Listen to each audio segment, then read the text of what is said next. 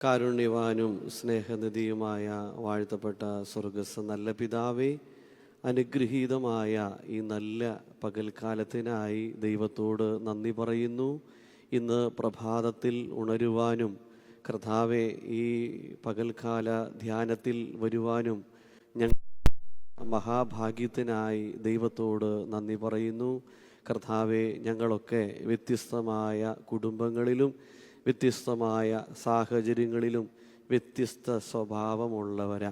പക്ഷെ ഞങ്ങൾ ഈ പരിശുദ്ധമായ ആലയത്തിൽ ആയിരിക്കുമ്പോൾ ഏക മനസ്സോടുകൂടെ ഒരുമനപ്പെട്ടാട്ടോ ഇരിക്കുന്നേ.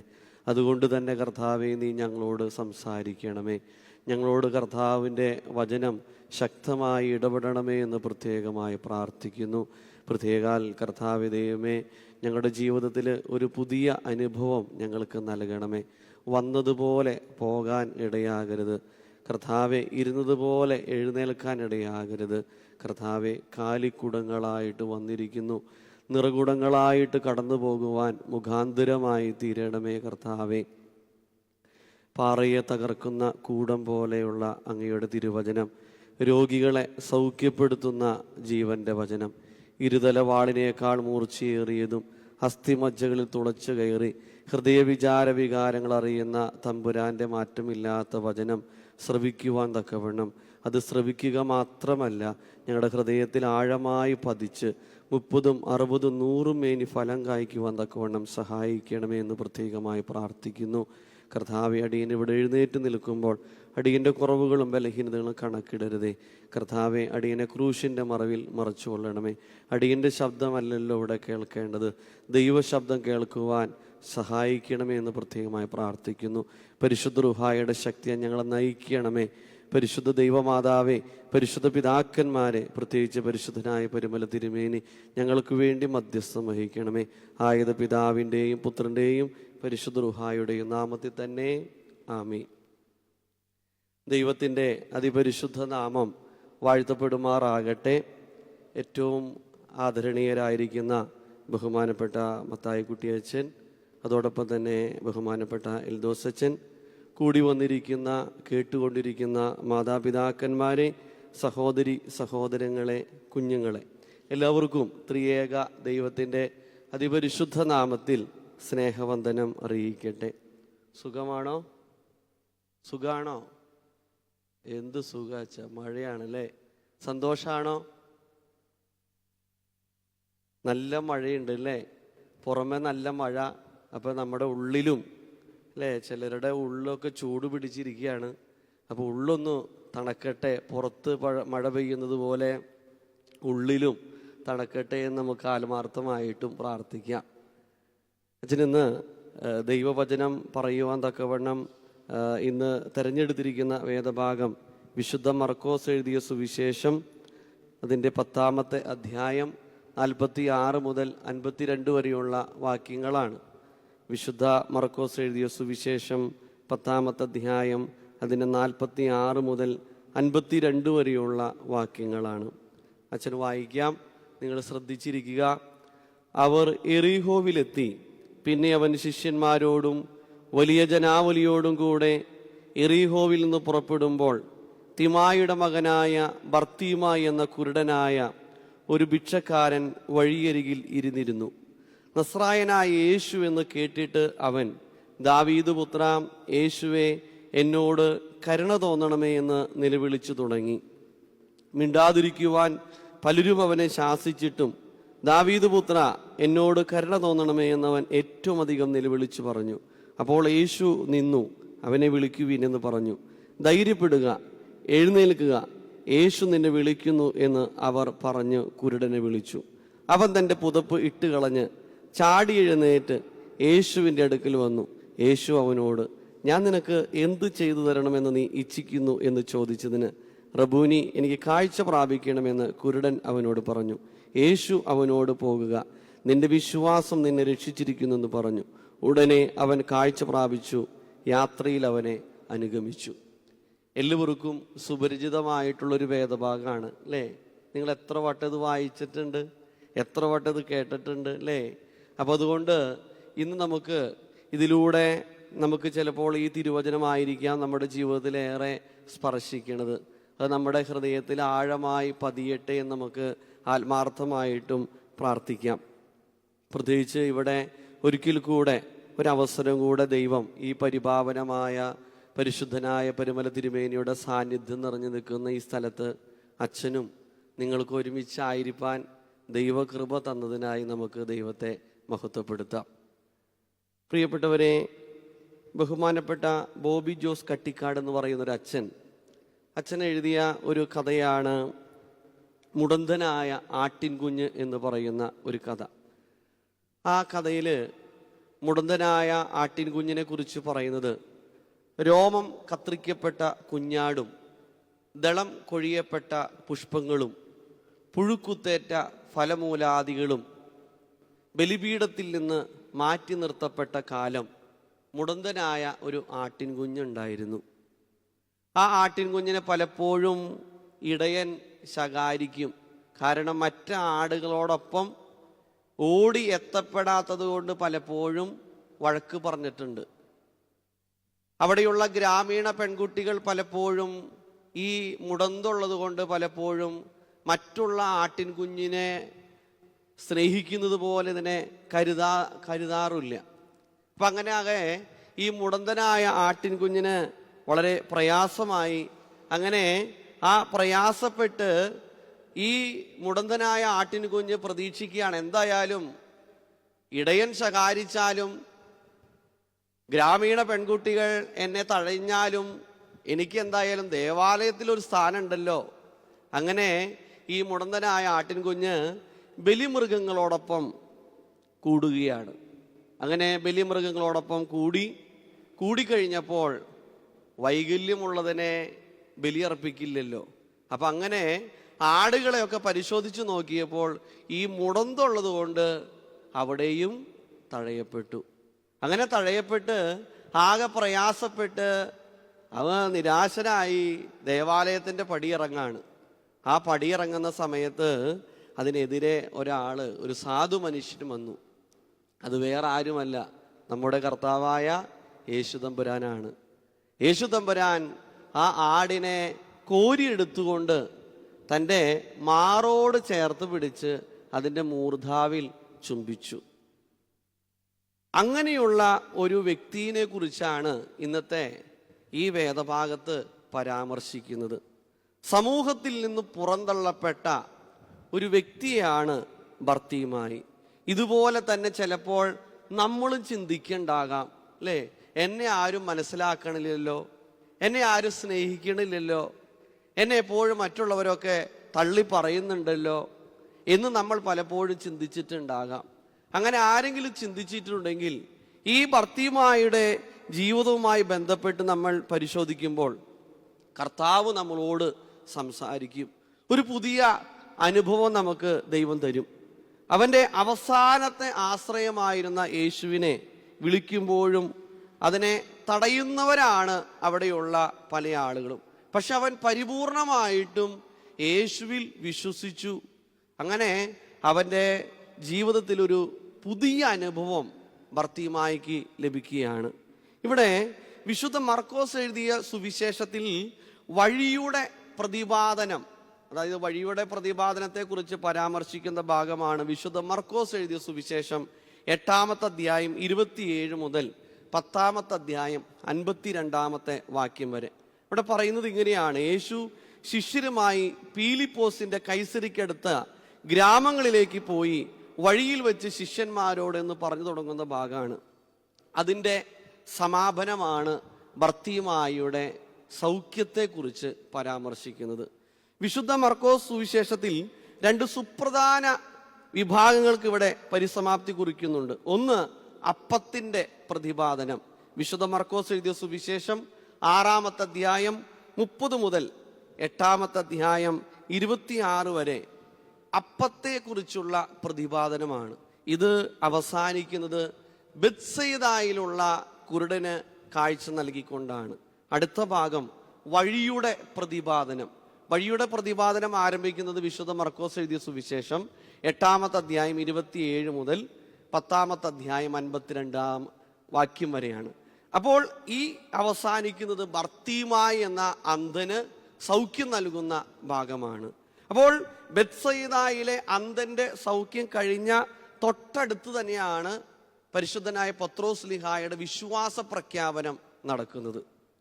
ഇവിടെ ബർത്തീമായുടെ സൗഖ്യം നടന്നതിന് ശേഷം യേശു തമ്പുരാന്റെ രാജകീയമായ ദേവാലയ പ്രവേശനത്തിലേക്കാണ് അവിടെ പോകുന്നത്. അപ്പോൾ യേശു പ്രവർത്തിക്കുന്ന അത്ഭുതങ്ങളുമായി ചുരുക്കം ചില ആളുകളുടെ പേരുകളാണ് വിശുദ്ധ മർക്കോസ് സുവിശേഷകൻ രേഖപ്പെടുത്തി വെച്ചിട്ടുള്ളൂ. അതിൽ യായിറോസിന്റെ കുഞ്ഞിനെ സൗഖ്യപ്പെടുന്നതായിട്ട് വിശുദ്ധ മർക്കോസ് എഴുതിയ സുവിശേഷം 5:22 കാണുന്നു. അതോടൊപ്പം തന്നെ ഈ തിമായിയുടെ മകനായ ബർത്തീമായെ സൗഖ്യപ്പെടുത്തുന്നതായിട്ട് നമുക്ക് ഈ ഭാഗത്തും കാണുന്നുണ്ട്. പ്രിയപ്പെട്ടവരെ, ഇവിടെ നമുക്ക് കാണാൻ കഴിയുന്ന ഒരു കാര്യം, യേശു തമ്പുരാനെ കാണുന്നതിന് മുമ്പും കണ്ടതിന് ശേഷവും പ്രകടമായിട്ടുള്ള മാറ്റം ആർക്കുണ്ടായി? ബർത്തീമായിക്കുണ്ടായി. പുറമെ നല്ല തണുപ്പായതുകൊണ്ട് ഉള്ളിൽ ഉറക്കം വരണ്ടോ? ഇല്ലല്ലോ അല്ലേ? കൂട്ടിയിടിക്കരുത്. ഉറങ്ങണേന് കുഴപ്പമില്ല, പക്ഷെ തല വെച്ച് കൂട്ടിയിടിക്കരുത്. അപ്പോൾ പ്രിയപ്പെട്ടവരെ, ഇവിടെ ബർത്തീമായുടെ ജീവിതത്തിൽ യേശു തമ്പുരാനെ കാണുന്നതിന് മുമ്പും കണ്ടതിന് ശേഷവും പ്രകടമായിട്ടുള്ള മാറ്റം ഉണ്ടായി. യേശു ക്രിസ്തുവിനെ കാണുന്നതിന് മുമ്പ് ബർത്തീമായി അന്ധനായിരുന്നു. യേശു ക്രിസ്തുവിനെ കണ്ടുമുട്ടിയതിനു ശേഷമോ കാഴ്ച കിട്ടി. യേശു ക്രിസ്തുവിനെ കാണുന്നതിന് മുമ്പ് അവൻ ഇരിക്കുകയായിരുന്നു. യേശു തമ്പുരാനെ കണ്ടതിന് ശേഷമോ യേശുവിനെ അനുഗമിച്ചു. യേശു തമ്പുരാനെ കാണുന്നതിന് മുമ്പ് അവൻ വഴിയരികിലായിരുന്നു. യേശു ക്രിസ്തുവിനെ കണ്ടുമുട്ടിയതിന് ശേഷം അവൻ വഴിമധ്യത്തിലായി. യേശു ക്രിസ്തുവിനെ കാണുന്നതിന് മുമ്പ് അവൻ യാചകനായിരുന്നു. യേശു ക്രിസ്തുവിനെ കണ്ടുമുട്ടിയതിന് ശേഷമോ അവൻ ശിഷ്യനായി തീർന്നു. കണ്ടോ? യേശുവിനെ കാണുന്നതിന് മുമ്പും കണ്ടതിന് ശേഷവും പ്രകടമായിട്ടുള്ള മാറ്റം ഉണ്ടായി. വചനം ശ്രവിക്കുന്നതിന് മുമ്പും വചനം ശ്രവിച്ചതിന് ശേഷവും നമുക്ക് എന്തുണ്ടാവണം? പ്രകടമായിട്ടുള്ള മാറ്റം ഉണ്ടാവണം. കുർബാനയ്ക്ക് വരുന്നതിന് മുമ്പും കുർബാന കഴിഞ്ഞ് പോകുന്നതിന് ശേഷവും നമുക്ക് എന്തുണ്ടാവണം? പ്രകടമായിട്ടുള്ള മാറ്റം ഉണ്ടാവണം. നമ്മൾ പ്രസംഗം കേൾക്കണേക്കാളും മുമ്പ് പ്രസംഗം കേട്ടതിന് ശേഷവും ഇതുപോലെ തന്നെ. അതിൽ കഥയില്ല. കുർബാനയ്ക്ക് വരുമ്പോഴും ഒരു മുഖം, കുർബാന കഴിയുമ്പോഴും മാറ്റില്ലെങ്കിൽ അതിന് കഥയില്ല. മറിച്ച് നമ്മുടെ ജീവിതത്തിൽ മാറ്റം ഉണ്ടാകണം. എങ്ങനെയാണ് മാറ്റം ഉണ്ടായത്? ബർത്തീമായുടെ ജീവിതത്തിൽ എങ്ങനെയാണ് മാറ്റം ഉണ്ടായത്? യേശു ക്രിസ്തുവിന്റെ സൗമ്യമായ ഇടപെടലുകൾ കൊണ്ടാണോ? അല്ലെങ്കിൽ അവന്റെ സമാശ്വാസ വാക്കുകൊണ്ടാണോ? അല്ല. വിശുദ്ധ മർക്കോസ് എഴുതിയ സുവിശേഷം 10-ാമത്തെ അധ്യായം 52-ാമത്തെ വാക്യം. വിശുദ്ധ മർക്കോസ് എഴുതിയ സുവിശേഷം 10-ാമത്തെ അധ്യായം 52-ാമത്തെ വാക്യത്തിൽ പറയുന്നു, നിന്റെ വിശ്വാസം നിന്നെ രക്ഷിച്ചിരിക്കുന്നു. വിശ്വാസമാണ് അവന് സൗഖ്യത്തിന് കാരണമായി തീർന്ന ഒന്നാമത്തെ കാര്യം എന്ന് പറയുന്നത്. നിങ്ങൾ നയാഗര വെള്ളച്ചാട്ടം കണ്ടിട്ടുണ്ടോ? നിങ്ങൾ മിണ്ടൂല്ലേ? നയാഗര വെള്ളച്ചാട്ടം കണ്ടിട്ടുണ്ടോ? ഞാനും കണ്ടിട്ടില്ല. നയാഗര വെള്ളച്ചാട്ടത്തിന്റെ മുകളിൽ കൂടെ ഒരു കമ്പി കെട്ടിയിട്ട് ഒരാൾ സൈക്കിൾ അഭ്യാസം കാണിക്കുകയാണ്. അപ്പൊ ആളുകളൊക്കെ പറഞ്ഞു, എൻ്റെ പൊന്നു മനുഷ്യ, നിങ്ങൾ എന്ത് പരിപാടി ചെയ്യണേ? താഴെ പോയാൽ അനുസ്പ്രയുടെ പരസ്യം പോലെ ആയിരിക്കും, ഒരു പൊടി പോലും ഉണ്ടാവില്ല കാണാൻ വേണ്ടിയിട്ട്. അപ്പൊ ആളുകളൊക്കെ ഇങ്ങനെ ആളെ നിരുത്സാഹപ്പെടുത്തിയെങ്കിലും ആള് ഈ ചരടിന്റെ ഈ കമ്പിയുടെ മുകളിൽ കൂടെ ആള് സൈക്കിൾ ഓടിക്കുക. സൈക്കിൾ ഓടിച്ചപ്പോൾ ആൾക്കാരിങ്ങനെ നെഞ്ചത്ത് കൈയടക്കിയിട്ടിരിക്കണേ. കാരണം ഇദ്ദേഹം അങ്ങനെ ഒരു വട്ടം പോയി തിരിച്ചു വന്നപ്പോൾ ആളുകളൊക്കെ കൈയടിച്ചു. ഓ കൊള്ളാം, നല്ല കഴിവുണ്ട് കേട്ടോ, നല്ല സാഹസമാണെന്ന് പറഞ്ഞുകൊണ്ട് കൈയടിച്ച വഴി ആൾക്കൊരു ഉത്സാഹം കൂടെ തോന്നി. എന്നാ ഒരു വട്ടം കൂടെ പോവാന്ന് പറഞ്ഞു. ഇങ്ങനെ ഗ്യാലറിയിൽ ഇത് കൈയടിക്കുമ്പോൾ നമുക്കൊരു പ്രോത്സാഹനം ഉണ്ടല്ലോ. അപ്പൊ ആള് പറഞ്ഞു, ഞാൻ ഒരു വട്ടം കൂടെ പോവാണ്, എൻ്റെ പിന്നിലിരിക്കാൻ ധൈര്യമുള്ളവർ വരാൻ പറഞ്ഞു. അപ്പൊ എല്ലാവരും മാറി. പക്ഷെ ഒരു കൊച്ചു പയ്യൻ ഈ സൈക്കിളിന്റെ പിന്നിൽ പിടച്ചു കയറിയിരുന്നു. അപ്പൊ ആളുകൾ പറഞ്ഞു, എൻ്റെ പൊന്നും മോനെ, അയാൾക്ക് നട്ടപ്പരാന്താ, അല്ലെങ്കിൽ ഏതെങ്കിലും മനുഷ്യൻ ചെയ്യണ പരിപാടിയാണോ, ഇതിൻ്റെ മോളിൽ കൂടെ സൈക്കിളില് യാത്ര ചെയ്യോ? അപ്പൊ അങ്ങനെ ആകെ ഈ കൊച്ചിതിൻ്റെ പിന്നിൽ കയറിയിരുന്ന് ഇദ്ദേഹം ഒരു വട്ടം കൂടെ പോയി അപ്പുറത്ത് പോയി തിരിച്ചു വന്നു. ആളുകൾ ചെന്ന് ഈ കൊച്ചിനെ കെട്ടിപ്പിടിച്ച് ഉമ്മ വെക്കണു. നീ എന്ത് പരിപാടി കാണിച്ചേ? നിന്റെ ജീവിതം തുടങ്ങിയിട്ടല്ലേ ഉള്ളൂ, നീ എന്തിനാ അങ്ങനെ ഒരാൾ പറഞ്ഞത് കേട്ട് അങ്ങനെ ചെയ്തത് എന്തിനാ? നിനക്ക് വല്ല പരിചയമുണ്ടോ ഇദ്ദേഹത്തെ? അപ്പൊ പറഞ്ഞു, പിന്നെ പരിചയമുണ്ട്. ആരാ? അതെന്റെ അപ്പനാ. എന്റെ അപ്പൻ ഓടിച്ച സൈക്കിളിന്റെ പിന്നിലിരുന്ന് യാത്ര ചെയ്യണമെങ്കിൽ ഞാൻ എന്തിനു പേടിക്കണം അല്ലേ? എൻ്റെ അപ്പൻ ഓടിച്ച സൈക്കിളിന്റെ പിന്നിലിരുന്ന് യാത്ര ചെയ്യാൻ ഞാൻ പേടിക്കേണ്ട ആവശ്യമില്ല. കണ്ടോ, ഇന്നും നമ്മളെല്ലാവരും ദൈവത്തിൻ്റെ സംരക്ഷണ വലയിലാണ്. നമ്മൾ ഒന്നിനെ പേടിക്കേണ്ട ആവശ്യമില്ല. നമ്മുടെ ശ്രദ്ധ മാറിപ്പോണത് കൊണ്ടാണ് നമുക്ക് ഈ പേടി ഉണ്ടാവണേ. ഇപ്പൊ കൊതുകിന്റെ ശ്രദ്ധ എവിടേക്കാ? കൊതുകിന്റെ ശ്രദ്ധ മനുഷ്യന്റെ ചോരയിലേക്കാണ് അല്ലേ? സിംഹത്തിന്റെ ശ്രദ്ധ എവിടേക്കാ? അതിന്റെ ഇരയിലേക്കാണ്. കഴുകന്റെ ശ്രദ്ധയോ ശവത്തിലേക്കാണ്. ക്രിസ്ത്യാനിയുടെ ശ്രദ്ധ എവിടേക്കായിരിക്കണം? ക്രിസ്ത്യാനിയുടെ ശ്രദ്ധ അല്ലേ ദൈവത്തിലേക്കായിരിക്കണം, ക്രിസ്തുവിലേക്കായിരിക്കണം. അതുകൊണ്ടാണ് 34-ാം സങ്കീർത്തനം 5-ാം വാക്യം പറഞ്ഞു, അവങ്കലേക്ക് നോക്കിയവർ പ്രകാശിതരായി, അവരുടെ മുഖം ലജ്ജിച്ചു പോയതുമില്ല. അപ്പൊ നമ്മുടെ ശ്രദ്ധ ദൈവത്തിലേക്കായിരിക്കണം. നിങ്ങൾ പ്രൈവറ്റ് ബസ്സിൽ യാത്ര ചെയ്തിട്ടുണ്ടോ? പ്രൈവറ്റ് ബസ്സിൽ യാത്ര ചെയ്യുമ്പേ ആ ഡോറിൻ്റെ അടുത്തൊരു ക്ലീനർ ഉണ്ട്. അപ്പോൾ ആള് പറയും, ചേട്ടാ ചേച്ചി ആ വണ്ടിയിൽ കയറുമ്പേ മുകളിലത്തെ കമ്പിയിൽ പിടിച്ച് നിൽക്കണം കേട്ടോ. നമ്മൾ എന്ത് ചെയ്യും? പരിചയക്കാരെ കാണുമ്പേ സൈഡിലെ സീറ്റിൻ്റെ ആ കമ്പിയിൽ നമ്മൾ പിടിച്ചു വെക്കും. അപ്പം അങ്ങനെ നമ്മളിങ്ങനെ വർത്താനമൊക്കെ പറഞ്ഞുകൊണ്ട് സൈഡിലത്തെ ആ കമ്പിയിൽ, സീറ്റിൻ്റെ കമ്പിയിൽ പിടിച്ച് യാത്ര ചെയ്യുമ്പോഴാണ് തൊട്ടു മുന്നിൽ കൂടെ ഒരു ബൈക്കുകാരൻ ക്രോസ് ചെയ്യുമ്പോൾ ഡ്രൈവർ എന്ത് ചെയ്യും? ബ്രേക്ക് പിടിക്കും. അപ്പൊ സൈഡിലത്തെ കമ്പിയിൽ പിടിച്ചവരൊക്കെ എവിടേക്ക് പോകും? ഷൂ എന്നും പറഞ്ഞ് മുന്നോട്ട് പോകും. പക്ഷെ മുകളിലത്തെ കമ്പിയിൽ പിടിക്കണവർ എവിടെ നിൽക്കും? അവിടെ നിൽക്കും. കണ്ടോ, നമ്മുടെ പിടുത്തം മുകളിലായിരിക്കണം പ്രിയപ്പെട്ടവരെ. അങ്ങനെ പിടിക്കുന്നവർക്ക് യാതൊന്നിനും കുറവുണ്ടാവില്ല. നമ്മൾ ഈ സൈഡിൽ പിടിക്കുമ്പോഴാണ് നമുക്ക് പ്രശ്നങ്ങൾ ഉണ്ടാവണത്. അതായത് നമുക്ക് നിരാശ വരുന്നു, നമുക്ക് പലവിധമായ മറ്റ് കർത്താവിൽ ആശ്രയിക്കുമ്പോഴാണ് നമുക്ക് കഴുകന്മാരെ പോലെ ചിറകടിച്ചുയരുള്ളൂ. ഇവിടെയാണ് എൻ്റെയും നിങ്ങളുടെയും ശ്രദ്ധ എവിടെയാണെന്ന് പരിശോധിക്കപ്പെടേണ്ടത്. ഇവിടെയാണ് നമ്മുടെ വിശ്വാസം പരിശോധിക്കപ്പെടേണ്ടത്. നമ്മൾ ഈ ലോകത്ത് സൃഷ്ടിക്കപ്പെട്ടിട്ടുണ്ടെങ്കിൽ ദൈവത്തിനൊരു പദ്ധതി ഉണ്ടെന്ന്. ദൈവത്തിനൊരു പദ്ധതിയുണ്ട്. യെരമ്യാ പ്രവാചകന്റെ പുസ്തകം 1-ാമത്തെ അധ്യായം 5-ാമത്തെ വാക്യത്തിൽ പറയുന്നു, നീ അമ്മയുടെ ഉദരത്തിൽ ഉരുവാകുന്നതിന് മുമ്പ് ഞാൻ നിന്നെ അറിഞ്ഞു, അമ്മയുടെ ഉദരത്തിൽ വെച്ച് നിന്നെ ശുദ്ധീകരിച്ചിരിക്കുന്നു.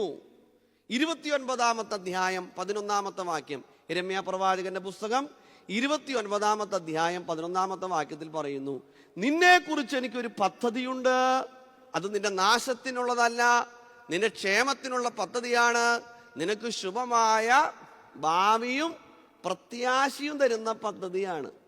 നമ്മൾ ഈ 2025 ഈ മെയ് മാസം ഇന്ന് എത്രാം തീയതിയാ? ഇന്ന് 30-ാം തീയതി നമ്മളെ കൊണ്ടുവന്നത് കൊണ്ട് ദൈവത്തിനൊരു പദ്ധതി ഉണ്ട്. അല്ലെങ്കിൽ പണ്ട് നമ്മൾ വേറെ സ്ഥലത്ത് പോയി കിടക്കേണ്ട ടീമുകളാ. എന്നാ ആ പോയി കിടക്കുന്ന ആൾക്കാർ കുറവുള്ളവരാണോ? നമ്മളെക്കാളും നല്ല ആൾക്കാരാ. നമ്മളിലൂടെ ദൈവത്തിന് എന്തോ പ്രവർത്തിക്കാനുള്ളത് കൊണ്ടാണ്. അതുകൊണ്ട് നമ്മുടെ ജീവിതത്തിൽ എപ്പോഴും ദൈവത്തിൻ്റെ ഇഷ്ടമാണ് നമ്മൾ നിറവേറ്റപ്പെടേണ്ടത് അല്ലേ? പരിശുദ്ധ ദൈവമാതാവ് പറഞ്ഞു, ഇതാ ഞാൻ കർത്താവിൻ്റെ ദാസി, നിന്റെ വാക്കുപോലെ എനിക്ക് ഭവിക്കട്ടെ അല്ലേ? കർത്താവിലേക്ക് നോക്കി അമ്മ. കണ്ടോ, അവസാന നിമിഷം വരെ നോക്കി. ഇത് തന്നെയാണ് യേശു തമ്പുരാനും ചെയ്യണത്. പിതാവേ, എൻ്റെ ഇഷ്ടമല്ല, എൻ്റെ എൻ്റെ പിതാവിൻ്റെ ഇഷ്ടം നിറവേറപ്പെടട്ടെ, അല്ലേ? അങ്ങനെയാണ് പ്രാർത്ഥിക്കുന്നത്. അതുകൊണ്ടാണ് ക്രൂശിൽ കിടന്നുകൊണ്ട് യേശു തമ്പുരാൻ പ്രാർത്ഥിക്കുകയാണ്, സകലതും പൂർത്തിയായി, എൻ്റെ ആത്മാവിനെ അങ്ങയുടെ കരങ്ങളിലേക്ക് ഏൽപ്പിക്കുന്നു എന്ന് പറഞ്ഞുകൊണ്ട് ജീവൻ. നമുക്കിതുപോലെ പറയാൻ പറ്റണം. അതായത് പൗലോസ്ലീഹ പറയുന്നില്ലേ, ഞാൻ നല്ല പോർ പൊരുതി, ഓട്ടം തികച്ചു, വിശ്വാസം കാത്തു, നീതിയുടെ കിരീടം എനിക്കായി വെച്ചിരിക്കുന്നു. അപ്പൊ അങ്ങനെ നമ്മുടെ ജീവിതത്തിൽ ചെയ്യേണ്ട ഉത്തരവാദിത്വം ചെയ്ത് നമുക്ക് പ്രത്യാശയോടുകൂടെ പറയാൻ പറ്റണം, എൻ്റെ ജോലികളൊക്കെ അങ്ങ് ഏൽപ്പിച്ച ജോലികൾ കൃത്യമായി നിർവഹിച്ചിട്ടുണ്ട്, ദൈവമേ സമാധാനത്തോടെ ഞാൻ ഇതാ വരുന്നു എന്ന് പറഞ്ഞുകൊണ്ട് ജീവനെ വെടിയാൻ പറ്റണം. അതാണ് അവങ്കിലേക്ക്, കർത്താവിലേക്ക് നോക്കുമ്പോഴാണ് നമുക്ക് ഈ ഒരു പ്രതീക്ഷ കിട്ടുള്ളൂ. കർത്താവിൻ്റെ അടുത്തുനിന്ന് കണ്ണ് തെറ്റിച്ചാൽ പോയി, തകിടം മറിഞ്ഞു. ഇവിടെയാണ് എൻ്റെയും നിങ്ങളുടെയും ജീവിതം പരിശോധിക്കപ്പെടേണ്ടത്. നമ്മൾ ഈ ലോകത്ത് എത്ര നാൾ ജീവിച്ചു എന്നുള്ളതിൽ കഥയില്ല, ഉണ്ടോ?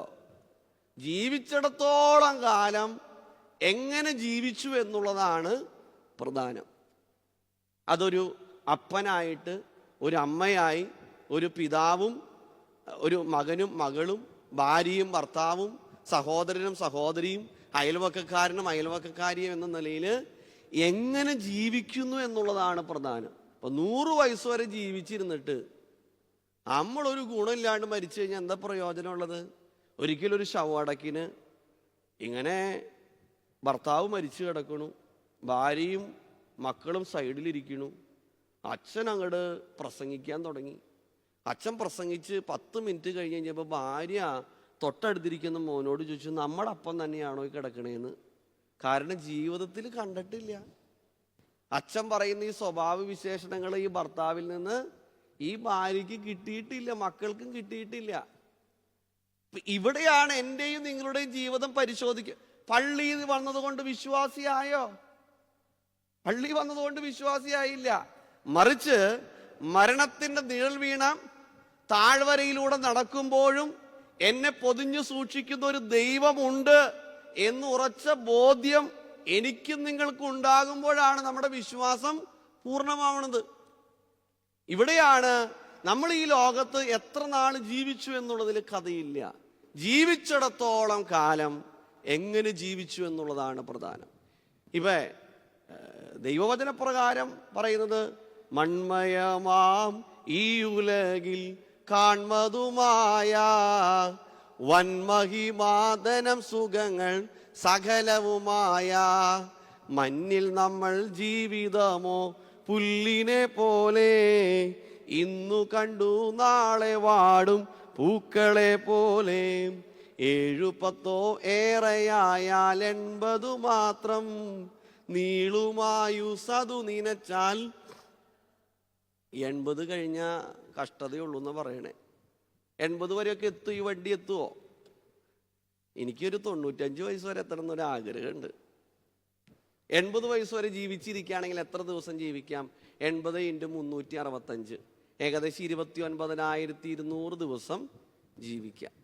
അതിൽ ഉണ്ണണം, ഉറങ്ങണം, ബാക്കി പരിപാടികൾ, മറ്റേ യാത്രകളൊക്കെ ഉണ്ട്. അപ്പോൾ ഒരു 10,000 അങ്ങോട്ട് പോട്ടെ. 29,200 10,000 കുറച്ചേ എത്രയുണ്ട്? 19,200. എത്ര വയസ്സ് വരെ ജീവിച്ചിരിക്കുകയാണെങ്കിൽ? 80 വയസ്സ് വരെ ജീവിച്ചിരിക്കുകയാണെങ്കിൽ. ഇവിടെ വന്ന ഏകദേശം 90% ആളുകൾ 40-ന് മുകളിലുള്ളവരാ. ഇനി എത്ര ദിവസം കൂടി ഉണ്ട്? അച്ഛാ അങ്ങനെ പറയില്ല അച്ഛാ, എങ്ങനെയെങ്കിലും അല്ലേ. ഇത് ഇത്രേ ഉള്ളൂ മനുഷ്യന്റെ കാര്യം. ഇത് പലപ്പോഴും നമ്മൾ ചിന്തിക്കാറുമില്ല. ഇവിടെയാണ് എൻ്റെയും നിങ്ങളുടെയും ജീവിതം സാക്ഷ്യത്തോടുകൂടെ ജീവിക്കേണ്ടത്. എഴുതപ്പെട്ട സുവിശേഷം എത്ര ഉണ്ട് നമുക്ക് വേദപുസ്തകത്തില്? അതുണ്ട് അച്ഛാ, അത് ഉണ്ടല്ലോ, ഉണ്ട്. എത്ര ഉണ്ട്? അത് പച്ചനറിയാലോ. ഇപ്പൊ നമ്മളിപ്പോ എന്തിനു പറഞ്ഞിട്ട് ഇപ്പൊ അല്ലേ? വിശുദ്ധ മത്തായി എഴുതിയ സുവിശേഷം, വിശുദ്ധ മർക്കോസ് എഴുതിയ സുവിശേഷം, വിശുദ്ധ ലൂക്കോസ് എഴുതിയ സുവിശേഷം, വിശുദ്ധ യോഹന്നാൻ എഴുതിയ സുവിശേഷം. എത്ര ഉണ്ട്? 4 ഉണ്ട്. 5-മതൊരു സുവിശേഷം ഉണ്ട്. 5-മത്തെ സുവിശേഷം അത് ഞാനും നിങ്ങളാണ്. അത് ഞാനും നിങ്ങളാണ്. എൻ്റെ ഭാര്യയുടെ മുൻപിൽ, എൻ്റെ ഭർത്താവിൻ്റെ മുൻപിൽ, എൻ്റെ മക്കളുടെ മുൻപിൽ, എൻ്റെ അയൽവക്കക്കാരൻ്റെ മുൻപിൽ, എൻ്റെ കൂടപ്പുറപ്പുകളുടെ മുൻപിൽ, എൻ്റെ പ്രിയപ്പെട്ട സഹപ്രവർത്തകരുടെ മുൻപിൽ വായിക്കപ്പെടുന്ന സുവിശേഷമായിട്ട് മാറണം. അതിനാണ് നമ്മൾ ഈ വചനം കേൾക്കണേ. വചനം കേൾക്കാത്തതിൻ്റെ കുറവാണോ? എന്തോരം പ്രസംഗങ്ങളാണ് കേൾക്കണേ അല്ലേ? റേഡിയോ പരസ്യം പറയുന്നത് പോലെയാ. കേൾക്കൂ കേൾക്കൂ, കേട്ടുകൊണ്ടേയിരിക്കൂ അല്ലേ? പ്രസംഗം കേൾക്കാത്തതിൻ്റെ കുറവല്ല, കേട്ട കാര്യം ഹൃദയത്തിൽ ആഴമായി പതിയണം. ഇവിടെയാണ് നമ്മുടെ വിശ്വാസം ചോദ്യം ചെയ്യപ്പെടുന്നത്. തലയ്ക്ക് മുകളിൽ ദൈവമുണ്ട് എന്നുള്ള ഒരു ഒഴുക്കൻ ചിന്തയല്ല വിശ്വാസം എന്ന് പറയുന്നത്. ഇസ്രായേൽ ജനത്തെ മോശ നയിച്ചപ്പോൾ പകൽ മേഘസ്തംഭമായും രാത്രിയിൽ അഗ്നിത്തൂണായും കൂട്ടുനിന്ന സർവശക്തനായ ദൈവം എന്നെ പൊതിഞ്ഞു സൂക്ഷിക്കുന്നു. എന്തു വന്നാലും എൻ്റെ കർത്താവ് അറിയാതെ എൻ്റെ ജീവിതത്തിൽ ഒന്നും സംഭവിക്കില്ല എന്ന് ഉറച്ചു വിശ്വസിക്കണം. ഇത് കേട്ടുകൊണ്ടിരിക്കുന്ന പ്രിയപ്പെട്ടവരോട് അച്ഛന് പറയാനുള്ള ഒന്നാമത്തെ സന്ദേശം ഇതാണ്. നമ്മൾ രാവിലെയും വൈകുന്നേരം പ്രാർത്ഥിച്ചത് കൊണ്ടോ, നോമ്പെടുത്തത് കൊണ്ടോ, പള്ളിയിൽ വന്നത് കൊണ്ടോ വിശ്വാസിയാകണമെന്നില്ല. അത് വിചാരിച്ച് പള്ളിയിൽ വരണ്ടെന്നും നോമ്പെടുക്കണ്ടെന്നും ഒന്നും അച്ഛൻ പറഞ്ഞിട്ടില്ല. മറിച്ച് ഇതിലൂടെ കിട്ടുന്ന ദൈവകൃപ പേറിക്കൊണ്ട് നമ്മളായിരിക്കുന്ന സ്ഥലത്ത്, വീട്ടിലാണെങ്കിലും മറ്റു മേഖലയിലാണെങ്കിലും വായിക്കപ്പെടുന്ന സുവിശേഷമായിട്ട് മാറാൻ സാധിക്കണം. ഇപ്പൊ താബോർ മലയിലെ രൂപാന്തരീകരണത്തിന്റെ സമയത്ത് യാക്കോബ് സ്ലീഹായും യോഹന്നാൻ സ്ലീഹായും പത്രോസ് സ്ലീഹായും പറഞ്ഞു, നമുക്കിവിടെ 3 കൂടാരടിക്കുക. അവിടെ ഒന്ന് മോശയ്ക്ക്, ഒന്ന് ഏലിയാവിന്, ഒന്ന് നമുക്ക്. സുഖമുള്ള പരിപാടിയല്ലേ? ഇപ്പൊ ഇവിടെ പരുമലപ്പള്ളിയിൽ ഇവിടെ നിങ്ങൾ വന്നു, നിങ്ങൾക്ക് രാവിലെയും ഉച്ചയ്ക്കും വൈകിട്ടും ഭക്ഷണവും താമസ സൗകര്യവും മാസാവസാനം കുറച്ച് പൈസയും തന്നു കഴിഞ്ഞാൽ നമ്മൾ അച്ഛനോട് പറയും, ഇനി ഇതുള്ള പരിപാടി ഇങ്ങനെ ഉണ്ടോയെന്ന് ചോദിക്കും അല്ലേ? സുഖമുള്ള ഏർപ്പാടാ. പക്ഷെ ഇവിടുന്ന് കിട്ടുന്ന ദൈവാനുഗ്രഹം ഉണ്ടല്ലോ, ഇവിടുന്ന് കിട്ടുന്ന ദൈവകൃപയായിട്ട് നമ്മൾ എവിടേക്ക് പോകേണ്ടത്? ഈ മലയുടെ താഴത്തേക്ക്. നമ്മൾ എവിടെയാണോ അവിടെ നമ്മൾ എന്തായിട്ട് മാറണം? യഥാർത്ഥ വിശ്വാസിയായിട്ട് മാറാൻ നമുക്ക് സാധിക്കണം. അവിടെയാണ് നമ്മുടെ തെളിച്ചം, അവിടെയാണ് ദൈവമായിട്ടുള്ള കണക്ഷൻ കറക്റ്റായിട്ട് നടക്കുന്നത്. എൻ്റെ അപ്പച്ചൻ പണ്ട് കാലത്ത് ഞാൻ സ്കൂളിൽ പഠിക്കുന്ന സമയത്ത് മൂവണ്ടം മാങ്ങ മേടിച്ചു കൊടുത്തു. മൂവണ്ടം മാങ്ങ പഴം, മാമ്പഴം. അപ്പം ഞാൻ വീട്ടിൽ വന്നു. വീട്ടിൽ വന്നപ്പോൾ ഞാൻ എൻ്റെ അമ്മേനെ വിളിച്ചു, അമ്മേ വിശക്കണമെന്ന് പറഞ്ഞപ്പോൾ അമ്മച്ചീനെ കാണാനില്ല. അപ്പം ഞാൻ നോക്കിയപ്പോൾ ഡൈനിങ് ടേബിളിൻ്റെ പുറത്ത് മൂവണ്ടം മാമ്പഴം ഇരിക്കുന്നുണ്ട്. അങ്ങനെ മൂവണ്ടം മാമ്പഴം അങ്ങനെ അതിൻ്റെ തൊലിയൊക്കെ ചെത്തിക്കളഞ്ഞു.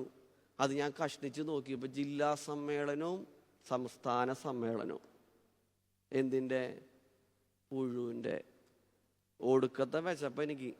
കഴിക്കാൻ പറ്റുമോ? പുറമേ നോക്കിയപ്പോൾ മാമ്പഴത്തിന് നല്ല ഭംഗിയും നല്ല മണവും കാണാൻ അടിപൊളി. പക്ഷെ ഉള്ളു ചെത്തി നോക്കിയപ്പോൾ പുഴുവിൻ്റെ സമ്മേളനമാണ്. വിശപ്പുണ്ടെന്ന് പറഞ്ഞിട്ട് കഴിക്കാൻ പറ്റുമോ? അപ്പൊ നമ്മൾ വിശ്വാസിയാണെന്ന് പുറമേയുള്ള പ്രകടനം കൊണ്ടല്ല കഥ. നമ്മൾ ഉള്ളിൽ ആഴമായി വിശ്വസിക്കണം. എൻ്റെ കർത്താവ് അല്ലെ, ഫിലിപ്പിയർ 4:13 പറയുന്നു, എന്നെ ശക്തനാക്കുന്ന യേശു മുഖാന്തരം ഞാൻ സകലത്തിലും മതിയായവനാകുന്നു.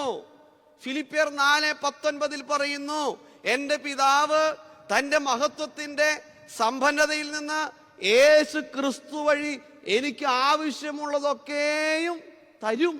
തരാന്നല്ല, തരും. നമ്മൾ മക്കളാണെങ്കിൽ അപ്പം തരില്ലേ? നമ്മുടെ ജീവിതത്തിൽ തരും പ്രിയപ്പെട്ടവരെ. ഇവിടെയാണ് നമ്മുടെ വിശ്വാസം ചോദ്യം ചെയ്യപ്പെടുന്നത്. നമ്മൾ യഥാർത്ഥ വിശ്വാസിയാണോ എന്ന് നമ്മൾ പരിശോധിച്ച് നോക്കണം. ഇപ്പം മനസ്സിലേക്കൊന്ന് ചിന്തിച്ചു നോക്കി, ദൈവമേ ഞാൻ പള്ളിയിൽ പോകുന്നുണ്ട്, പക്ഷെ ഒരു പ്രതിസന്ധി വരുമേ ഞാൻ തകർന്നു പോണു. അതുപോരല്ലോ, എൻ്റെ കൂടെ കർത്താവ് ഉണ്ട്, കർത്താവ് എന്നെ നയിക്കുന്നു, കർത്താവ് എൻ്റെ ഉള്ളിലുണ്ട്. അതുകൊണ്ടാണ് വെളിപാട് 3:20 പറയുന്നു, ഞാൻ വാതിൽ മുട്ടുന്നു, ആരെങ്കിലും വാതിൽ തുറന്നു തന്നാൽ ഞാൻ അവനോടുകൂടെയും അവൻ എന്നോടുകൂടെയും അത്താഴം കഴിക്കും. ഉണ്ടോ? നമ്മുടെ ഉള്ളിൽ കർത്താവ് വരുമെന്ന്. നമ്മുടെ ഉള്ളിൽ കർത്താവ് ഉണ്ടെങ്കിൽ നമ്മൾ യാതൊന്നിനെയും പേടിക്കേണ്ട ആവശ്യമില്ല. നമ്മുടെ വള്ളത്തിൽ ആരുണ്ട്? കർത്താവുണ്ട്. ഈ ഒരു ഉറച്ച വിശ്വാസം നമുക്കുണ്ടാവണം. ഇന്ന് ഇത് നിങ്ങൾ ഏത് പ്രാർത്ഥനയാണോ പ്രാർത്ഥിക്കുന്നത് അതിന് ദൈവം മറുപടി തരും എന്ന് വിശ്വസിക്കണം. അതാണ് അച്ഛൻ ഒന്നാമത് നിങ്ങളോട് പറയാനുള്ളത്. രണ്ടാമത്തെ കാര്യം എന്ന് പറയുന്നത് വിശുദ്ധ മർക്കോസ് എഴുതിയ സുവിശേഷം 10-ാമത്തെ അധ്യായം 46 മുതൽ അതിൻ്റെ 47 വരെയുള്ള വാക്യം. വിശുദ്ധ മർക്കോസ് എഴുതിയ സുവിശേഷം 10-ാമത്തെ അധ്യായം 46-47 വാക്യം. അവർ യെരിഹോവിലെത്തി. പിന്നെ അവൻ ശിഷ്യന്മാരോടും വലിയ ജനാവലിയോടും കൂടെ യെരിഹോവിൽ നിന്ന് പുറപ്പെടുമ്പോൾ തിമായിയുടെ മകനായ ബർത്തീമായ എന്ന കുരുടനായ ഒരു ഭിക്ഷക്കാരൻ വഴിയരികിൽ ഇരുന്നിരുന്നു. അവന്റെ പേര് ഭിക്ഷക്കാരൻ. അവനിരുന്ന സ്ഥലം വഴിയരിക്. അല്ലേ? വഴിയരിക്, വഴി, അതായത് വഴി എന്ന് പറഞ്ഞാൽ ബലമുള്ളവന്റെ ഇടമാണ് വഴി എന്ന് പറഞ്ഞാൽ. കാരണം ഇന്നിപ്പോ വണ്ടി ഓടിച്ച് പോകുന്ന വീട്ടിൽ നിന്ന് ഇറങ്ങിയാൽ നമ്മൾ ലക്ഷ്യസ്ഥാനത്ത് എത്തിയ ഭാഗ്യം. അതുപോലെയാണ് വണ്ടി ഓടിക്കുന്നത്. അല്ലേ? ഒരിക്കലും ഒരു ചെറുപ്പക്കാരൻ നല്ല സ്കൂട്ടർ പാഞ്ഞു പോവാണ്. അപ്പോൾ ആ റോഡ് സൈഡിൽ ഇരുന്ന് അപ്പച്ചൻ ചോദിച്ചു, എടാ നീ വായുഗുളിക മേടിക്കാൻ പോവാണെന്ന് ചോദിച്ചു. അപ്പോൾ അവൻ ഇത് കേട്ടിട്ട് തിരിച്ചു വന്നിട്ട് പറഞ്ഞു, അല്ല, വാങ്ങിച്ച വായുഗുളിക തിരിച്ചു കൊടുക്കാൻ പോവാണെന്ന്. അപ്പം അങ്ങനെയുള്ള ഒരു പ്രകൃതാണ് ഈ റോട്ടിലുള്ള അഭ്യാസങ്ങൾ കാണുന്നത്. അപ്പോൾ ബലമുള്ളവന്റെ ഇടമാണ് പാതകൾ എന്ന് പറഞ്ഞാൽ. പണ്ട് കാലത്ത് ഒരു രാജ്യം പിടിച്ചടക്കുമ്പോൾ പാതയും അതോടൊപ്പം തന്നെ പാലങ്ങളാണ് പിടിച്ചടക്കുന്നത്. എന്തുകൊണ്ടാണ്? സാധനങ്ങൾ അങ്ങോട്ടും ഇങ്ങോട്ടും കൊണ്ടുപോകാൻ വേണ്ടിയിട്ട്. കാരണം ആദ്യമേ തന്നെ രാജ്യം കീഴടക്കുമ്പോൾ പാതയും പാലങ്ങളാണ് കീഴടക്കുന്നത്. അപ്പോൾ പാതയോരം എന്ന് പറഞ്ഞാൽ എങ്ങനെയാണ്? ആരാലും ശ്രദ്ധിക്കപ്പെടാത്ത ആളുകൾ, ഭിക്ഷക്കാരും അതുപോലെ മറ്റുള്ള ആളുകളൊക്കെ ഇരിക്കുന്ന സ്ഥലമാണ് പാതയോരം എന്ന് പറഞ്ഞാൽ, വഴിയരിക് എന്ന് പറഞ്ഞാൽ. പ്രിയപ്പെട്ടവരെ, ഈ ബലമുള്ള തിരക്കുള്ള വഴിയിൽ കൂടെ പോകുമ്പോൾ വഴിയരികിൽ ഇരുന്ന ഒരു ഭിക്ഷക്കാരൻ നിലവിളിക്കുന്നത് ആര് കേട്ടു? കർത്താവ് കേട്ടു. കണ്ടോ? നമ്മൾ പലപ്പോഴും പറയാറുണ്ട്, എന്നെ ശ്രദ്ധിക്കാൻ ആരുമില്ല, എന്നെ മനസ്സിലാക്കാൻ ആരുമില്ല. ബെത്സയിദ കുളക്കരയിൽ 38 വർഷക്കാലം തളർന്നു കിടന്ന രോഗിയോട് യേശു തമ്പുരാൻ ചോദിച്ചു, മോനെ, നിനക്ക് സൗഖ്യമാകുവാൻ മനസ്സുണ്ടോ? അപ്പോൾ അവൻ എന്താ മറുപടി പറഞ്ഞേ? എൻ്റെ പൊന്നു കർത്താവേ, ഇത് എത്ര വട്ടം ചോദിക്കാൻ വേണ്ടി നോക്കിയിരിക്കായിരുന്നു. അങ്ങനെയാണോ പറഞ്ഞേ? അവൻ പറഞ്ഞത് എന്നെ കുളത്തിലിറക്കാൻ ആരുമില്ല എന്നാണ് പറയണത്. യേശു തമ്പുരാൻ ചോദിക്കുന്ന ഒരു മണ്ടത്തരം ചോദ്യമാണ്. കാരണം 30-ാമത്തെ വയസ്സിലാണ് യേശു തമ്പുരാൻ പരസ്യപ്രവർത്തനം ആരംഭിക്കുന്നത്. 33-ാമത്തെ വയസ്സിൽ തമ്പുരാൻ ഈ ലോകത്തിൽ നിന്ന് ദൈവസന്നിധിയിലേക്ക് പോയി. അല്ലേ? അതിനേക്കാൾ 5 വർഷം കിടക്കുന്ന രോഗിയോട് യേശു തമ്പുരാൻ ചോദിക്കുന്നു, നിനക്ക് സൗഖ്യമാകുവാൻ മനസ്സുണ്ടോ? അപ്പൊ അവൻ പറയണ മറുപടിയാണ്, എന്നെ കുളത്തിലിറക്കാൻ ആരുമില്ല. ഇന്ന് നമ്മൾ പലപ്പോഴും ഇങ്ങനെയാണ് പറയണത്, എന്നെ സഹായിക്കാൻ ആരുമില്ല, എൻ്റെ ജീവിത പങ്കാളി എന്നെ മനസ്സിലാക്കണില്ല, എൻ്റെ പിതാവും മാതാവും എന്നെ മനസ്സിലാക്കണില്ല, എൻ്റെ സഹോദരങ്ങൾ എന്നെ മനസ്സിലാക്കണില്ല. അങ്ങനെ നിരാശപ്പെട്ടിരിക്കുന്ന വ്യക്തിയാണെങ്കിൽ പ്രിയപ്പെട്ടവരെ, ഇവിടെ കർത്താവ് നമ്മുടെ നിലവിളി കേൾക്കാൻ തയ്യാറായിട്ടിരിക്കുകയാണ്. യേശു തമ്പുരാൻ പറയാണ്, ചോദിക്കുവിൻ നിങ്ങൾക്ക് ലഭിക്കും, അന്വേഷിപ്പീൻ കണ്ടെത്തും, മുട്ടുവിൻ തുറക്കും. ഉറപ്പായിട്ടും കിട്ടുന്നേ. നമ്മൾ ചോദിച്ചാൽ കിട്ടാത്തതൊന്നുമില്ല, അന്വേഷിച്ചാൽ പ്രിയപ്പെട്ടവരെ കണ്ടെത്താത്തതൊന്നുമില്ല, മുട്ടിയാ തുറക്കാത്തതില്ല. കർത്താവ് തരും. പക്ഷെ നമ്മുടെ സമയത്തിനാകണമെന്നില്ല, ദൈവത്തിന് നമുക്ക് തരേണ്ട സമയത്ത് അത് തന്നിരിക്കും. അങ്ങനെയുള്ള ഒരു അച്ഛനാണ് ഇങ്ങനെ നിൽക്കണേ. കാരണം അതുപോലെ പ്രാർത്ഥിച്ചതിൻ്റെ വെളിച്ചത്തിലാണ് ഇങ്ങനെ വൈദിക പദവിയിലേക്ക് അച്ഛൻ എത്തപ്പെടാൻ പറ്റിയത്. അച്ഛനൊരു സാക്ഷിയാണ്. അതുകൊണ്ട് നമ്മുടെ ജീവിതത്തിൽ ദൈവം തമ്പുരാൻ പറയാണ്, നിന്റെ പ്രാർത്ഥന കേൾക്കുവാൻ കഴിയാത്ത വിധം എൻ്റെ കാതുകൾ മന്ദീഭവിച്ചിട്ടില്ല, നിന്നെ രക്ഷിക്കുവാൻ കഴിയാത്ത വിധം എൻ്റെ കരങ്ങൾ കുറുകിപ്പോയിട്ടില്ല. നമ്മുടെ നിലവിളി കേൾക്കുന്നവനാണ് നമ്മുടെ ദൈവം തമ്പുരാൻ. ഇത് വെറുതെ നേടിത്തന്നതൊന്നുമല്ല, ഇത് വെറുതെ നേടിത്തന്നതല്ല. എങ്ങനെയാണ്? യേശുക്രിസ്തുവിൻ്റെ ജനനം കൊണ്ടും യേശുക്രിസ്തുവിൻ്റെ ജീവിതം കൊണ്ടും യേശുക്രിസ്തുവിൻ്റെ മരണം ഉദ്ധാനം കൊണ്ടും നമുക്ക് നേടിത്തന്നതാണ്. യേശുവിൻ്റെ ജീവിതം കൊണ്ടാണ് ഈ ബലമുള്ള ഇടത്തിൽ കൂടെ പോയ യേശു തമ്പുരാൻ ഈ പാതയോരത്ത് കിടന്ന ഈ മനുഷ്യന്റെ നിലവിളി കേൾക്കാൻ സാധിച്ചത്. എങ്ങനെയാണ്? യേശു ക്രിസ്തുവിൻ്റെ ജീവിതം കൊണ്ട് നമുക്ക് നേടിത്തന്നതാണ്, യേശുവിൻ്റെ രക്തം കൊണ്ട് നമുക്ക് നേടിത്തന്നതാണ്. അപ്പോൾ രണ്ടാമത്തെ ആശയം എന്ന് പറയുന്നത് പാതയെയും പാതയോരത്തെയും യേശു ക്രിസ്തു ബന്ധിപ്പിച്ചു. ആരെങ്കിലും ഇവിടെ നിരാശപ്പെട്ടിരിക്കുന്നുണ്ടെങ്കിൽ പ്രിയപ്പെട്ടവരെ, അതൊക്കെ അവസാനിപ്പിക്ക്. കർത്താവ് നമ്മോട് കൂടെയുണ്ട്. കർത്താവിന് അസാധ്യമായിട്ടൊന്നുമില്ല. അച്ഛനോട് തിരുമേനി ഡിഗ്രി ചെയ്യിച്ചിട്ട് അവിടേക്ക് അരമനയിൽ ചെല്ലാനാണ് പറഞ്ഞത്. അങ്ങനെ ഞാൻ അതിനേക്കാൾ മുമ്പ് പോയെങ്കിലും എനിക്ക് ഇംഗ്ലീഷിൻ്റെ ഒരു പേപ്പർ കിട്ടാനുണ്ടായിരുന്നു. ഇംഗ്ലീഷിൻ്റെ ഒരു പേപ്പർ 7 വട്ടം എഴുതിയത് എനിക്ക് ഓർമ്മയുള്ളൂ, പിന്നെ ഞാൻ നോക്കിയിട്ടില്ല. അപ്പോൾ ഏറ്റവും അവസാനം ഇംഗ്ലീഷ് എനിക്ക് എഴുതി കിട്ടാനുണ്ടായിരുന്നു. അങ്ങനെ ഇംഗ്ലീഷ് പേപ്പർ എഴുതിയപ്പോൾ എനിക്ക് 94 മാർക്ക് കിട്ടിയുള്ളൂ. 94 മാർക്ക് കിട്ടി. 1 മാർക്ക് കൂടെ ഉണ്ടായിരുന്നെങ്കിൽ 10 മാർക്ക് ആ വർഷം മോഡറേഷൻ കിട്ടിയാനായിരുന്നു. അപ്പം ഞാൻ ഈ മാർക്കിന് വേണ്ടിയിട്ട് കോഴിക്കോട് കാലിക്കറ്റ് യൂണിവേഴ്സിറ്റിയിൽ പോയി. അവിടെ ചെന്ന് വൈസ് ചാൻസലറുടെ അടുത്ത് പോയി, മേഡം ഒരു 1/2 മാർക്ക് തരുമോ? 1/2 ഒന്നാവൂലോ? ആ ഒരു പ്രതീക്ഷയിൽ ചോദിച്ചതാ. ഒരു 1/2 മാർക്ക് ഇട്ട് തരുമോ എന്ന് പറഞ്ഞു. പറഞ്ഞു അത് മാർക്ക് ലിസ്റ്റ് വന്നു, തരാൻ പറ്റില്ല. വീണ്ടും പറഞ്ഞു, മേഡം അച്ഛനാവാനുള്ള ആഗ്രഹം കൊണ്ട് അതൊന്നും ഒരു 1/2 മാർക്ക് ഇട്ടുതരാൻ പറഞ്ഞു. സമ്മതിച്ചില്ല. ഐസയർ ഗെറ്റ് ഔട്ട് എന്ന് പറഞ്ഞു. ഞാൻ പറഞ്ഞു, മേഡം പ്ലീസ് എന്ന് പറഞ്ഞു. സെക്യൂരിറ്റിയെ പിടിച്ച് പുറത്താക്കി. അത് കഴിഞ്ഞ് തിരിച്ചു വന്നു. ഞാൻ വീണ്ടും പരീക്ഷ എഴുതി. 111 മാർക്കോടുകൂടെ ദൈവം എന്നെ ജയിപ്പിച്ചു. സെമിനാരിയിൽ പോയി നിങ്ങളുടെ മുമ്പിൽ നിൽക്കുന്ന അച്ഛനായിട്ട് ദൈവം എടുത്തുയർത്തി. നമ്മൾ ഒരിക്കലും പതറരുത്. കാരണം കർത്താവ് നമുക്കൊരു പദ്ധതി ഒരുക്കിയിട്ടുണ്ട്. അതുകൊണ്ടല്ല അച്ഛൻ ഇവിടെ നിൽക്കാൻ പറ്റണത്, നിങ്ങളോട് വചനം പറയാൻ പറ്റണത്, നിങ്ങൾക്കിത് കേൾക്കാൻ പറ്റുന്നത്. പ്രിയപ്പെട്ടവരെ, ഇവിടെയാണ് എൻ്റെയും നിങ്ങളുടെയും ജീവിതം. നിരാശപ്പെട്ടിരിക്കരുത്. നിരാശ അത് ദൈവത്തിൻ്റെ അനുഗ്രഹമല്ല, നിരാശ പിശാച് തരുന്നതാണ്. അതുകൊണ്ട് പാതയെയും പാതയോരത്തെയും കർത്താവ് ബന്ധിപ്പിച്ചിട്ടുണ്ടെങ്കിൽ നമ്മുടെ എല്ലാ സങ്കടങ്ങളും കർത്താവ് കേൾക്കും, അതിന് മറുപടി തരും. ഇന്നല്ലെങ്കിൽ നാളെ. ഇന്ന് ചിലപ്പോൾ താന്നു പോയേക്കാം, പക്ഷെ ദൈവം നാളെ നമ്മളെ ഉയർത്തും. ശക്തനായവൻ വലിയ കാര്യങ്ങൾ എനിക്ക് ചെയ്തു തന്നിരിക്കുന്നു എന്ന് പറയാൻ സാധിക്കും. നമ്മുടെ കൺമുന്നിൽ എത്ര പേര് അങ്ങനെയുണ്ട്. രോഗത്തിൻ്റെ അവസ്ഥയിൽ എത്ര പേര് വന്ന് ഉയർത്തെഴുന്നേറ്റ ആൾക്കാരുണ്ട് അല്ലേ? നമ്മുടെ അയൽവക്കക്കാർ നമ്മുടെ വീട്ടിൽ തന്നെ ഉണ്ടാവുമല്ലോ. ഇപ്പം ഇവിടെയാണ് എൻ്റെയും നിങ്ങളുടെയും ജീവിതം പരിശോധിക്കപ്പെടേണ്ടത്. പാതയെയും പാതയോരത്തെയും ബന്ധിപ്പിച്ചു. മൂന്നാമത്തെ ആശയം എന്ന് പറയുന്നത് അറിവും തിരിച്ചറിവാണ്. അറിവും തിരിച്ചറിവും. ഇവിടെ നോക്കിയേ, നസറായനായ യേശു എന്ന് കേട്ടിട്ട് അവൻ ദാവീദ് പുത്ര യേശുവെ എന്നോട് കരുണ തോന്നണമേ എന്ന് നിലവിളിച്ചു എന്നാണ് തിരുവചനം പറയുന്നത്. ജനക്കൂട്ടം പലപ്പോഴും യേശു തമ്പുരാനെ നസ്രായൻ എന്ന പദം കൊണ്ടാണ് പരിചയപ്പെടുത്താറ്. പക്ഷേ ദാവീദിന്റെ പുത്രനായ ക്രിസ്തു എന്ന് പറഞ്ഞത് ആരാണ്? ഈ ബർത്തിമായിയാണ്, ഈ അന്ധനാണ് പറഞ്ഞത്.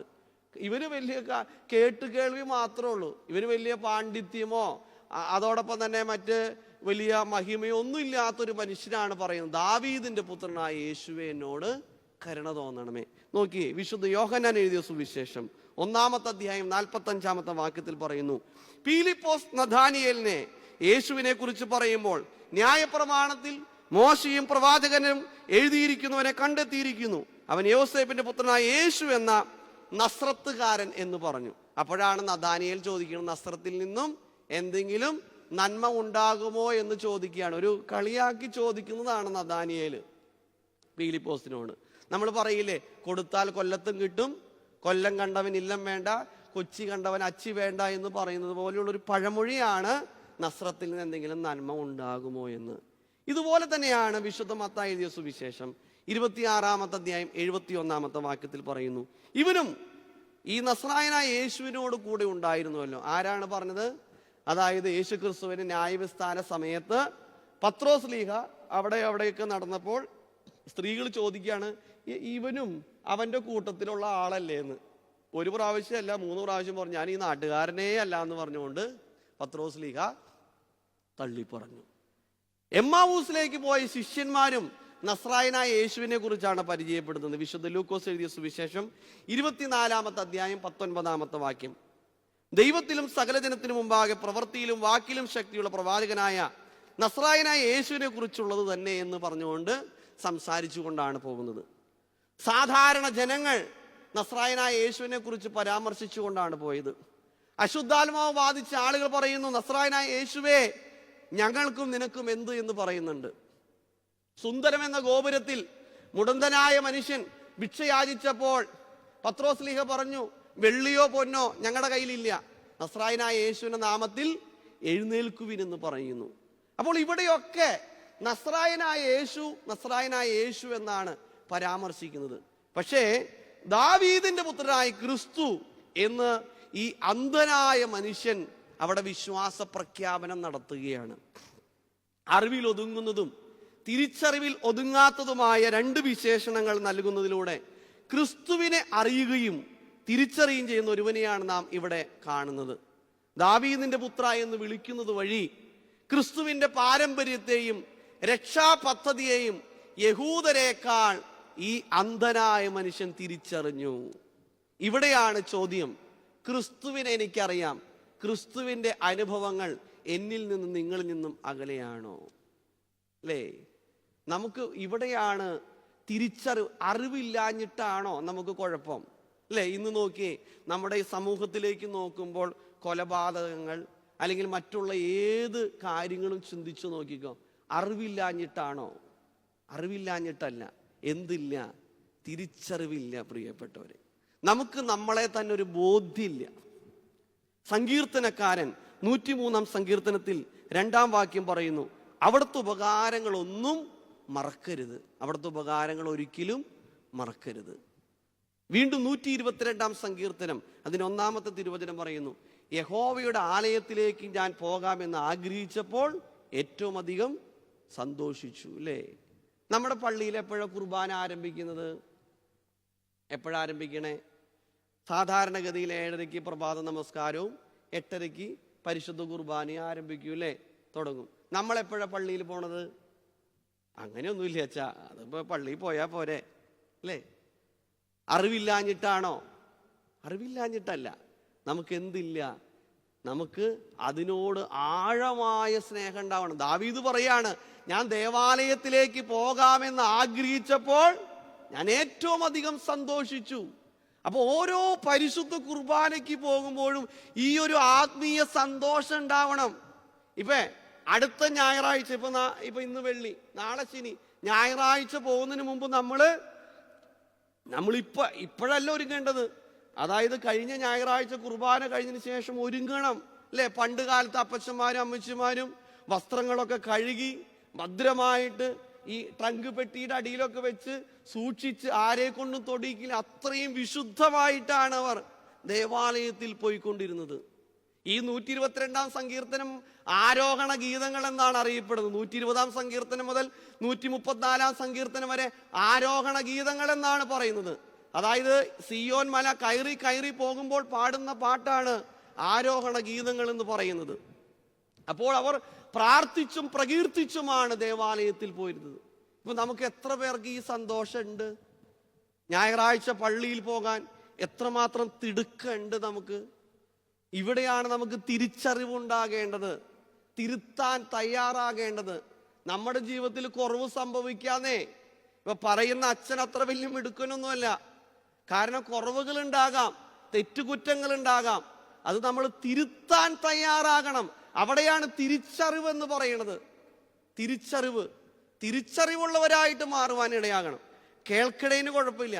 ഇപ്പൊ നമ്മൾ എത്ര നാളായി ഈ വചനം കേൾക്കുന്നു? അല്ലേ? വിതക്കാരന്റെ ഉപമ പറയുന്നുണ്ട്. വിതക്കാരൻ വിതയ്ക്കാൻ പുറപ്പെട്ടു. ചിലത് വഴിയരികിൽ വീണു, ചിലത് മുള്ളിന്മേൽ വീണു, ചിലത് പാറമേൽ വീണു, ചിലത് നല്ല നിലത്ത് വീണു. നല്ല നിലത്ത് വീണത് 30, 60, 100 മേനിയായിട്ട് ഫലം കായ്ക്കും. നമ്മുടെ ജീവിതത്തിൽ എന്തോരം വചനം കേട്ടു, എന്തോരം വചനം വായിച്ചു, എത്ര കുർബാനയെ സംബന്ധിച്ചു. ഈ വിത്തുകളൊക്കെ നമ്മുടെ ഹൃദയത്തിൽ വീണില്ലേ? ഈ വിത്ത് മുളച്ചിട്ടുണ്ടോ? ഈ മുളച്ച വിത്ത് ചെടിയായിട്ടുണ്ടോ? ഈ ചെടിയായത് ഫലം പുറപ്പെടുവിച്ചിട്ടുണ്ടോ? ചിന്തിക്കണം പ്രിയപ്പെട്ടവരെ. എൻ്റെ ജീവിതത്തിൽ വീണ വിത്ത് മുളച്ചിട്ടുണ്ടോ? മുളച്ച വിത്ത് ചെടിയായിട്ടുണ്ടോ? ചെടിയായത് ഫലം പുറപ്പെടുവിച്ചിട്ടുണ്ടോ? ഫലം പുറപ്പെടുവിച്ചില്ല എങ്കിൽ തിരിച്ചറിവുണ്ടാകണം, തിരുത്താൻ തയ്യാറാകണം. അറിവുണ്ടായാൽ പോരാ, തിരിച്ചറിവുണ്ടാകണം. നമ്മുടെ വീട്ടിൽ രാവിലെയും വൈകുന്നേരം എത്ര പേര് കുടുംബ പ്രാർത്ഥന നടത്തുന്നുണ്ട്? ബാക്കി എല്ലാ കാര്യത്തിനും നമുക്ക് സമയമുണ്ട്. എത്ര പേര് നമ്മുടെ വീട്ടില് അപ്പനും അമ്മയും മക്കളും ഒരുമിച്ചിരുന്ന് പായൊക്കെ ഇട്ട് എത്ര പേര് പ്രാർത്ഥിക്കുന്നുണ്ട്? വേദപുസ്തകം വായിച്ച് പാട്ട് പാടി നമസ്കാരം എത്ര പേര് നടത്തുന്നുണ്ട്? ഒരു കാലത്ത് നമ്മൾ അയൽവക്കക്കാർ ഈ പ്രാർത്ഥന കേട്ടിട്ട് നമ്മളോട് പറഞ്ഞിട്ടുണ്ട്, എന്തൊരു രസമായിരിക്കുന്നു പാട്ടുകളും പ്രാർത്ഥനയൊക്കെ. ഇപ്പൊ നമ്മുടെ വീടുകളിൽ അങ്ങനെയുണ്ടോ? ഒരുമിച്ചിരുന്നുള്ള സംസാരം ഉണ്ടോ? ഭാര്യയും ഭർത്താവും മക്കളും മാതാപിതാക്കന്മാരും ഒരുമിച്ച് സംസാരിക്കാറുണ്ടോ? എല്ലാവരുടെ കയ്യിലുണ്ട് അല്ലേ? ഒരാൾ ഒരു മൂലയ്ക്ക്, ഒരാൾ മുൻവശത്ത്, ഒരാൾ വേറെ റൂമില്. പ്രിയപ്പെട്ടവർ, ഇവിടെയാണ് ഒരുമിച്ചിരുന്നുള്ള പ്രാർത്ഥന പോയി, ഒരുമിച്ചിരുന്നുള്ള സംസാരം. ഒരുമിച്ചിരുന്ന് ഭക്ഷണം കഴിക്കണ്ടോ? ഒരുമിച്ചിരുന്ന് ഡൈനിങ് ടേബിളിന്റെ ചുറ്റും ഇരുന്ന് ഒരുമിച്ചിരുന്ന് ഭക്ഷണം കഴിക്കുന്ന രീതിയുണ്ടോ? ഒരാൾ ടി വിയുടെ മുന്നിലായിരിക്കും ഇരിക്കുന്നത്, ഒരാൾ മൊബൈൽ നോക്കിയിട്ട് അല്ലേ, മൊബൈൽ നോക്കി. ഇപ്പൊ നമ്മൾ ഹോട്ടലിൽ പോയാലും എവിടെ പോയാലും എല്ലാവരുടെ കയ്യിൽ ഈ സാധനം ഉണ്ട്. ഭക്ഷണം കഴിക്കുന്ന സമയത്ത് ഇത് നോക്കാനേ പാടില്ല. കാരണം ഭക്ഷണം ദൈവം തരുന്ന ദാനമാണ്. അതുകൊണ്ടാണ് ഭക്ഷണത്തിന് മുമ്പ് ഒരു പ്രാർത്ഥനയുണ്ട്. കർത്താവേ, നിന്റെ കൃപയാൽ ഭക്ഷിപ്പാനും പാനം ചെയ്യുവാനും നീ ഞങ്ങൾക്ക് തന്നിട്ടുള്ള ആഹാരത്തെയും മനോഗണത്തെയും ഓർത്തിനെ സ്തുതിക്കുകയും വാഴ്ത്തിയും വന്ദിക്കുകയും ഞങ്ങളെ യോഗ്യരാക്കി തീർക്കുകയും ചെയ്യണമേ, ആമീൻ എന്ന് പറഞ്ഞുകൊണ്ടാണ് ഭക്ഷണം കഴിക്കണ്ടേ. ഭക്ഷണം കഴിച്ചതിന് ശേഷം ഒരു പ്രാർത്ഥനയുണ്ട്. കർത്താവേ, നിന്റെ കൃപയും വാഴ്വും നിമിത്തം നിനക്ക് സ്തുതി, ഞങ്ങളെ തീറ്റി തൃപ്തിപ്പെടുത്ത നിനക്ക് സ്തുതി, നിനക്കുള്ളത് ഭക്ഷിച്ച് പാനം ചെയ്ത് നിന്റെ ഇഷ്ടം ചെയ്ത് ജീവിക്കുവാൻ ഞങ്ങളെ യോഗ്യരാക്കി തീർക്കണമേ. നന്ദി പറഞ്ഞുകൊണ്ട് വേണം നമ്മളത് അവസാനിപ്പിക്കാൻ. ഇത് കിട്ടണ വഴി അടിച്ചു കയറ്റാണ്. പാത്രത്തിൽ കൊണ്ടുവന്ന് വയ്ക്കണുള്ളൂ, അപ്പോഴേക്കും സംഭവം തീരാണ്. അതുകൊണ്ട് എന്തായി? നമുക്കില്ലാത്ത അസുഖങ്ങളുണ്ടോ? Pressure, sugar, cholesterol, gas, petrol, മണ്ണെണ്ണ, ഡീസൽ എന്നു വേണ്ട എല്ലാ അസുഖങ്ങളും ഉണ്ട് മനുഷ്യന്. കണ്ടോ? ദൈവത്തോട് നന്ദി പറഞ്ഞുകൊണ്ട് നമ്മൾ ഈ ഭക്ഷണത്തെ സ്വീകരിക്കണം. പണ്ട് കാലത്തുള്ള ആൾക്കാർക്ക് ഇതൊക്കെ ഉണ്ടായിരുന്നോ? അവര് നല്ല അടിപൊളി പണിയെടുക്കുമായിരുന്നു. ഇവിടെയാണ് എൻ്റെയും നിങ്ങളുടെയും ജീവിതം തിരിച്ചറിവുണ്ടാകേണ്ടത്. നസ്രായനായ യേശു അതുവഴി കടന്നു പോകുന്നുണ്ടെന്ന് മനസ്സിലായപ്പോൾ ദാവീദിന്റെ പുത്രനായ ക്രിസ്തുവേ, എന്നോട് കരുണ തോന്നണമേ എന്ന് നിലവിളിച്ചു. തിരിച്ചറിവുണ്ടാകണം. മൂന്നാമത്തെ കാര്യം അതാണ്. നാലാമത്തെ കാര്യം, വിശ്വാസം പ്രാർത്ഥനയായിട്ട് ഉയരണം. വിശ്വാസം പ്രാർത്ഥനയായിട്ട് ഉയരണം. 6-ാം സങ്കീർത്തനം 2-ാം തിരുവചനം പറയുന്നു, യഹോവേ, ഞാൻ തളർന്നിരിക്കുന്നു, എന്നോട് കരുണയുണ്ടാകണമേ. യഹോവേ, എൻ്റെ അസ്ഥികൾ ഭ്രമിച്ചിരിക്കുന്നു, എന്നെ സൗഖ്യമാക്കണമേ. അന്ധനായ യാചകൻ ദൈവത്തിൻ്റെ കരുണയ്ക്ക് വേണ്ടി പ്രാർത്ഥിക്കുകയാണ് അല്ലേ? നമ്മൾ പറയാലോ, കുറിയേലായുസോൻ, കർത്താവേ, എന്നോട് കരുണ തോന്നണമേ. എത്ര പ്രാവശ്യ കുർബാനയിൽ നമ്മൾ പറയണത്, കർത്താവേ, എന്നോട് കരുണ തോന്നണമേ. വിളിച്ചപേക്ഷിക്കുന്നത് വിശുദ്ധ വേദപുസ്തകത്തിൽ ദൈവാശ്രയത്തിൻ്റെയും അടിയുറച്ച വിശ്വാസത്തിൻ്റെയും പ്രതീകമാണ്. ഹാഗാർ തൻ്റെ കുഞ്ഞിനു വേണ്ടി നിലവിളിച്ചു. ഉൽപ്പത്തി പുസ്തകം 21-ാമത്തെ അധ്യായം 17-ാമത്തെ വാക്യത്തിൽ കുഞ്ഞിനു വേണ്ടി, ദാഹജലത്തിനു വേണ്ടി അപേക്ഷിച്ചു. ആ കുഞ്ഞിൻ്റെ നിലവിളി ആര് കേട്ടു? ദൈവം കേട്ടു. മോശ ഇസ്രായേൽ ജനത്തെ മിസ്രൈമ്യ അടിമത്തത്തിൽ നിന്ന് വിടുവിച്ചു കൊണ്ടുപോകുമ്പോൾ മുന്നിൽ ചെങ്കടൽ, പിന്നിൽ ഫറവോന്റെ സൈന്യം. ആളുകൾ പറഞ്ഞു, ഞങ്ങൾ എന്തിനു ഇവിടെ കൊണ്ടുവന്നേ? ഞങ്ങളെ അവിടെ എങ്ങാനും ആ പണിയെടുത്ത് ജീവിച്ചാൽ പോരായിരുന്നോ? ഇവിടെ വന്ന് മരിക്കണമായിരുന്നോ? ഈ കടലിൽ വീണ് മരിക്കണമായിരുന്നോ? അപ്പോൾ മോശ പ്രാർത്ഥിച്ചു. പുറപ്പാടിന്റെ പുസ്തകം 14-ാമത്തെ അധ്യായം 15-ാമത്തെ വാക്യം പ്രാർത്ഥിച്ചു. ചെങ്കടൽ 2ആയിട്ട് ഭാഗിച്ചു പോയി. കണ്ടോ? ഉണങ്ങിയ നിലത്തുകൂടെ ഇസ്രായേൽ ജനം മറുകരയിലേക്ക് പോയി. ദാനിയേൽ സിംഹക്കുഴിയിൽ നിലവിളിച്ച് പ്രാർത്ഥിച്ചു. സിംഹത്തിന്റെ വായടഞ്ഞു പോയി അല്ലേ? കർമ്മേൽ മലമേൽ ഏലിയാ പ്രവാചകൻ പ്രാർത്ഥിച്ചു. അഗ്നി ഇറങ്ങി യാഗവസ്തുവിനെ ദഹിപ്പിച്ചു കളഞ്ഞു. യോശുവ യെരിഹോ മതിലിന്റെ അടുത്ത് പ്രാർത്ഥിച്ചു. യെരിഹോ മതിൽ തകർന്നു പോയി. കണ്ടോ? ഇവിടെയൊക്കെ പ്രിയപ്പെട്ടവരെ, ഇവിടെ അവന്റെ വിശ്വാസം, ഇവരുടെയൊക്കെ വിശ്വാസം പ്രാർത്ഥനയായിട്ട് ഉയരുകയാണ്. അതായത് നിലവിളിക്കുന്നത് ഒരു ബലഹീനതയായിട്ട് കാണുന്നില്ല. ആ യേശുക്രിസ്തു അതുവഴി കടന്നു പോകുന്നുണ്ട് എന്ന് മനസ്സിലാക്കിയപ്പോൾ, കാരണം ആ നിലവിളിക്കുന്നത് അതിനേക്കാളും തൊട്ടു മുൻപ് അവൻ ഭിക്ഷ യാചിക്കാൻ വേണ്ടിയിട്ടാണ് നിലവിളിച്ചത്. പക്ഷെ അവന്റെ പ്രാർത്ഥനയ്ക്ക് രൂപാന്തരീകരണം ഉണ്ടായി. ദാവീദിന്റെ പുത്രനായ യേശുവേ, എന്നോട് കരുണ തോന്നണമേ. അടുത്ത ഭാഗം, അങ്ങനെ പ്രാർത്ഥിച്ചുകൊണ്ടിരുന്നപ്പോൾ കൂടെയുള്ള ആളുകൾ പറഞ്ഞു മിണ്ടാണ്ടിരിക്കാൻ. കൂടെയുള്ള ആളുകൾ പറഞ്ഞു മിണ്ടാതിരിക്കാൻ. വിശ്വാസ വഴിയിലെ പ്രതിസന്ധികളാണ്. ബർത്തീമായിയുടെ നിലവിളിക്കും യേശുവിന്റെ പ്രതികരണത്തിനുമിടയിൽ ചില ആളുകളുടെ നിരുത്സാഹപ്പെടുത്തുന്ന സംഭവങ്ങൾ കാണുകയാണ്. ആ ജനങ്ങളുടെ ശകാരത്തെ ബർത്തീമായി ഗൗനിക്കണില്ല. ആര് പറഞ്ഞാലും അവൻ വിളിക്കുകയാണ്, ദാവീദിന്റെ പുത്രനായ യേശുവേ. ആരൊക്കെ തള്ളി പറഞ്ഞാലും കാരണം കർത്താവിന് വിളിക്കണം. ഞാൻ ഈ പരീക്ഷയൊക്കെ എഴുതാൻ പോകുമ്പോൾ എൻ്റെ അയൽവക്കക്കാർ പറഞ്ഞു, നോബിൾ കൈയക്ഷരം നന്നാക്കാൻ പോവാണല്ലേ. ഞാൻ പലപ്പോഴും തോറ്റുപോയപ്പോൾ എന്നെ ആൾക്കാർ കളിയാക്കി. ഞാൻ ആ കളിയാക്കലിൽ വീണില്ല.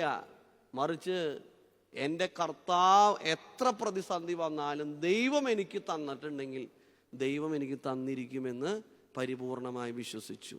വിശ്വാസ വഴിയിലെ പോരാട്ടങ്ങളാണ് പ്രിയപ്പെട്ടവരെ. യേശു തമ്പുരാന്റെ അടുക്കിലേക്ക് കുഞ്ഞുങ്ങളെ കൊണ്ടുപോയപ്പോൾ, കാരണം മാതാപിതാക്കന്മാർ അവരുടെ ശിഷ്യന്മാര് തടഞ്ഞു. അപ്പോൾ യേശു തമ്പുരാൻ പറഞ്ഞു, കുഞ്ഞുങ്ങൾ എൻ്റെ അടുക്കൽ വരുവാൻ വിടുവീൻ, അവരെ തടയരുത്. നമ്മൾ കർത്താവിൻ്റെ അടുക്കിലേക്ക് പോകണം. ഹന്ന ദേവാലയത്തിന്റെ മുൻപിൽ പ്രാർത്ഥിച്ചു. ഏലി പുരോഹിതൻ പറഞ്ഞു, രാവിലെ തന്നെ വന്നേക്കാലം അടിച്ചു വീലായി.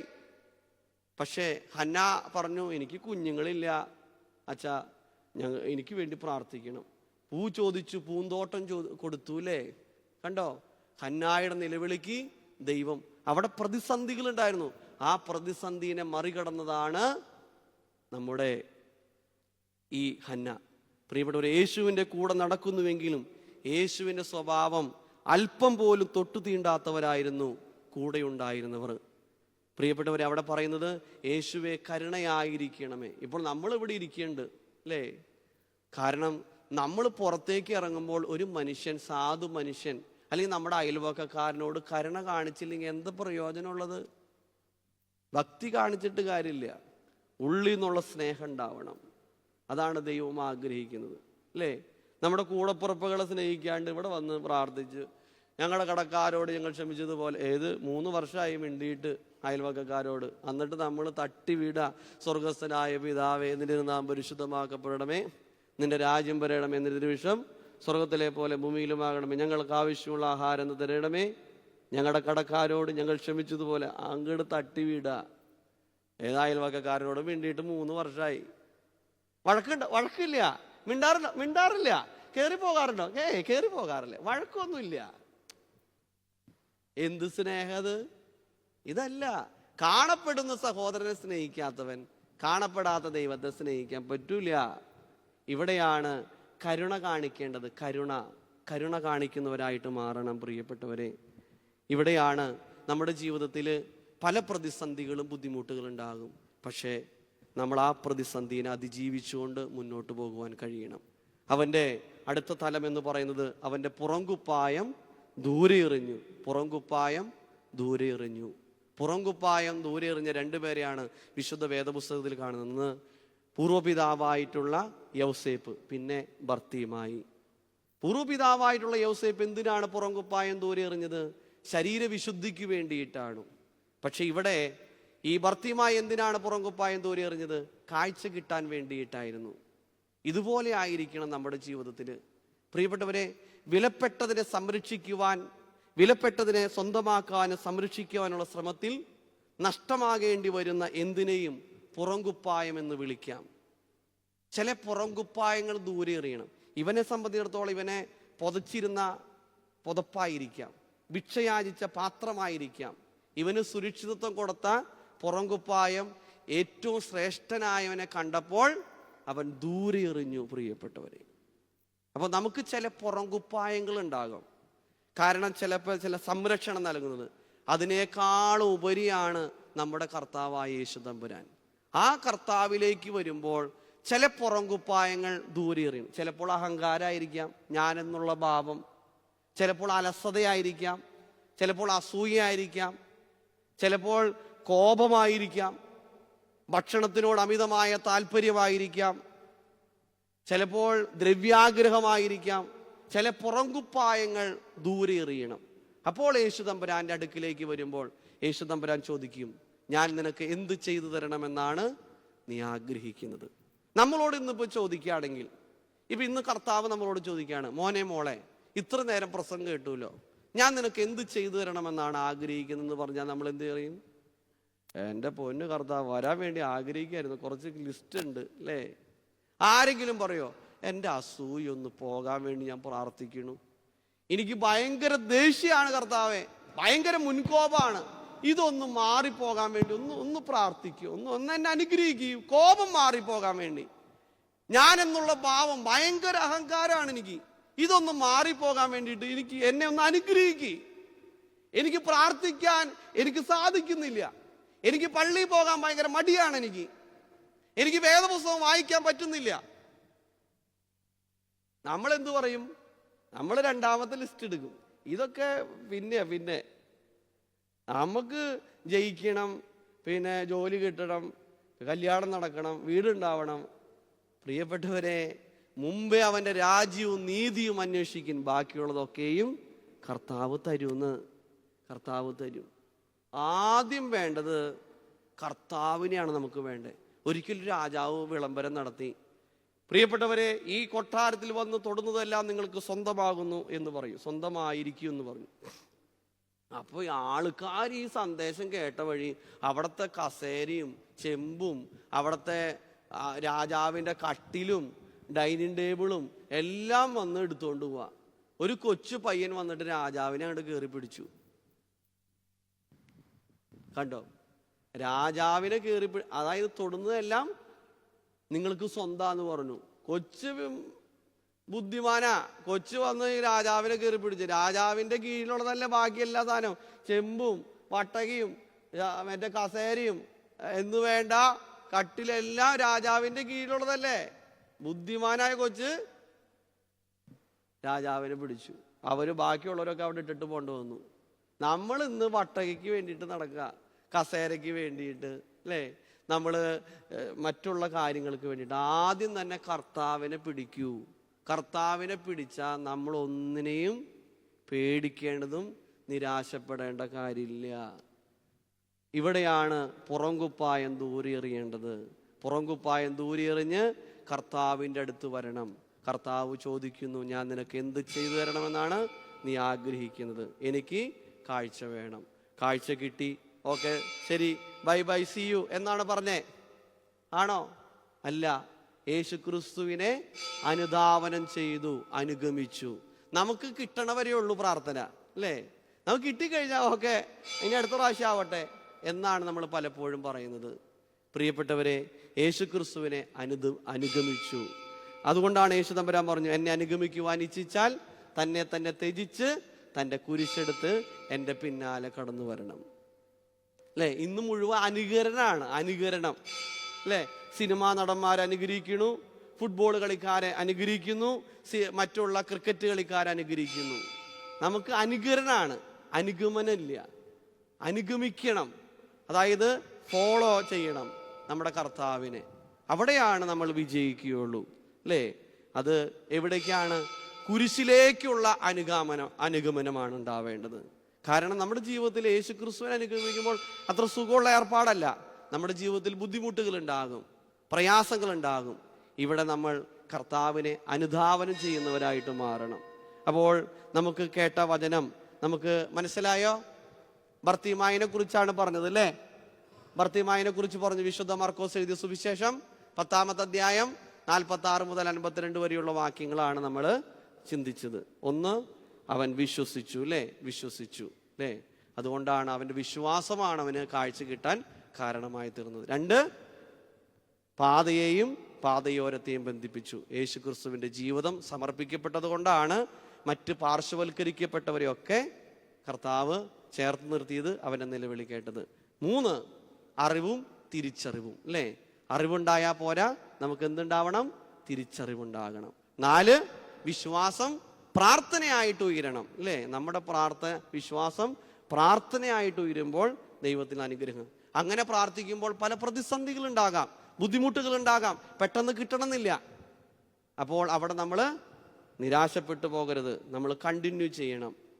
അങ്ങനെ കണ്ടിന്യൂ ചെയ്യുമ്പോൾ, നിലവിളിക്കുമ്പോൾ കർത്താവ് പറയും, മോനെ വായോടാ എന്ന് പറയും. അപ്പോൾ നമ്മൾ നമ്മുടെ പുറംകുപ്പായം കർത്താവിൻ്റെ അടുത്തേക്ക് ചെല്ലുമ്പോൾ ചില പുറംകുപ്പായങ്ങൾ നമ്മൾ ദൂരെ എറിയണം. അപ്പോൾ കർത്താവ് ചോദിക്കും, മോനെ നിനക്ക് ഞാൻ എന്ത് ചെയ്തു തരണം? മോളെ എന്ത് ചെയ്തു തരണം? എനിക്ക് കാഴ്ച വേണം. അവന് കാഴ്ച കൊടുക്കും. നിന്റെ വിശ്വാസം നിന്നെ രക്ഷിച്ചിരിക്കുന്നു. അങ്ങനെ അവൻ അതിനുശേഷം അനുഗമിച്ചു. ഞാൻ പറഞ്ഞത് മനസ്സിലായോ? മനസ്സിലായിട്ടുള്ളവർക്കും മനസ്സിലാവാത്തവർക്കും ഒരൊറ്റ കാര്യം കൂടെ പറഞ്ഞു നിർത്തുകയാണ്. ഒരിക്കൽ ഒരു അച്ഛൻ്റെ അടുത്ത് ഒരു കൊച്ചു മഞ്ച് കൊടുത്തു, മഞ്ച്. അപ്പം അച്ഛൻ പറഞ്ഞു, മോനെ വേണ്ടടാ, ഷുഗറടാ, വേണ്ട. നിർബന്ധം സഹിക്കുക വയ്യാതെ അച്ഛനത് വാങ്ങിച്ച് പോക്കലിലെടുത്ത് വിട്ടു. കൊച്ചു ഒടുക്കത്തെ കരച്ചില്. കൊച്ചു കരഞ്ഞ് ടീച്ചർ എടുത്തിട്ട് പോയി പറഞ്ഞു, എൻ്റെ പൊന്നു ടീച്ചറിന് ഞാൻ ആ അച്ഛൻ്റെ കയ്യിൽ എടുത്ത മഞ്ചെടുത്ത് അച്ഛൻ പോക്കലിൽ എടുത്തിട്ടു എന്ന് പറഞ്ഞു.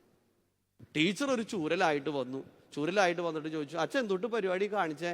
ആ കൊച്ചിന് തിന്നാൻ കൊടുത്ത മഞ്ചെടുത്ത് പോക്കറ്റിൽ എടുത്തിട്ടൂല്ലേ? എൻ്റെ പൊന്നു ടീച്ചർ വേണ്ടാന്ന് പറഞ്ഞതാ, 100 വട്ടം പറഞ്ഞതാ. ആ കൊച്ചിന് നിർബന്ധം സഹിക്കുക വയ്യാതെ ഞാൻ പോക്കറ്റിൽ എടുത്തിട്ടതാ. അപ്പൊ കൊച്ച് എന്തിനാ കൊടുത്തതെന്ന് അറിയാമോ? അതിന്റെ കവർ പൊളിച്ചു കൊടുക്കാൻ വേണ്ടിയിട്ടാ. ഞാൻ പറഞ്ഞ കാര്യം നിങ്ങൾക്ക് മനസ്സിലായോ? കേൾപ്പാൻ ചെവിയുണ്ടെങ്കിൽ കേൾക്കുക, കേൾപ്പാൻ ചെവിയുണ്ടെങ്കിൽ കേൾക്കുക. പ്രാർത്ഥിക്കാം. കാരുണ്യവാനായ കർത്താവേ, വാഴ്ത്തപ്പെട്ട സ്വർഗ്ഗസ്ഥ പിതാവേ, അനുഗ്രഹീതമായ ഈ നിമിഷത്തിനായി ദൈവത്തോട് നന്ദി പറയുന്നു. ഞങ്ങളെ കേൾപ്പിച്ച വചനത്തിനായി ദൈവത്തോട് നന്ദി പറയുന്നു. കർത്താവെ, ശ്രവിച്ച കാര്യങ്ങൾ പാഴായി പോകാതെ 30, 60, 100 മേനി ഫലം കായ്ക്കുവാൻ തക്കവണ്ണം സഹായിക്കണമേ. പരിശുദ്ധാത്മാവിൻ്റെ വലിയ ചൈതന്യം ഞങ്ങളുടെ ജീവിതത്തിൽ ഉണ്ടാകണമേ എന്ന് പ്രത്യേകമായി പ്രാർത്ഥിക്കുന്നു. പ്രത്യേകിച്ച് ഈ കാത്തിരിപ്പിൻ്റെ ദിവസങ്ങളിലൂടെ പോകുമ്പോൾ പരിശുദ്ധാത്മാവ് ഞങ്ങൾ പ്രവർത്തിക്കട്ടെ, വിശ്വാസം വർദ്ധിപ്പിക്കണമേ എന്ന് പ്രത്യേകമായി പ്രാർത്ഥിക്കുന്നു. കർത്താവിലേക്ക് നോക്കി ജീവിക്കുവാൻ ഞങ്ങളെ സഹായിക്കണമേ. പരിശുദ്ധ ദൈവമാതാവേ, പരിശുദ്ധ പിതാക്കന്മാരെ മധ്യസ്ഥ വഹിക്കണമേ. ആയുധ പിതാവിൻ്റെയും പുത്രൻ്റെയും പരിശുദ്ധ റൂഹായുടെ നാമത്തിൽ തന്നെ ആമീൻ. ഇത്രയും സമയം വചനം പറയുവാൻ അവസരം നൽകിയ ബഹുമാനപ്പെട്ട എൽദോസ് അച്ഛനോടും കേട്ടിരുന്ന നിങ്ങളോട് ഏവരോടും നന്ദി പറഞ്ഞുകൊണ്ട് നിർത്തുന്നു. ദൈവം നമ്മെ അനുഗ്രഹിക്കട്ടെ.